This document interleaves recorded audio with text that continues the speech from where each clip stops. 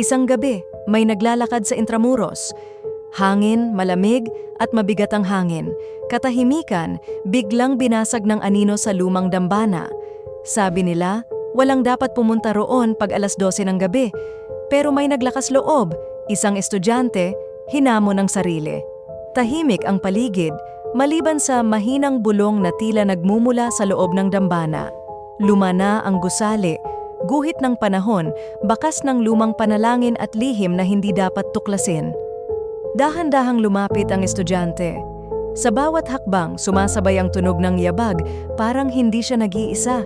Biglang bumukas ang pinto ng dambana, walang hangin, walang tao. Sa loob, may altar na puno ng kandila, pero lahat ay patay. Pumilantik ang anino sa pader, gumagalaw kahit walang ilaw. Lumamig ang paligid, may malamig na kamay na humawak sa balikat niya. Hindi siya makasigaw. Nakita niya sa salamin, wala siyang refleksyon. Mabilis siyang tumakbo palabas, pero bawat liko ng Intramuros, parang pabalik siya sa dambana. Hanggang ngayon, may mga nagsasabing naririnig pa rin ang bulong at yabag sa lugar na iyon. Ikaw, may lakas ka bang pumasok sa lihim ng dambana?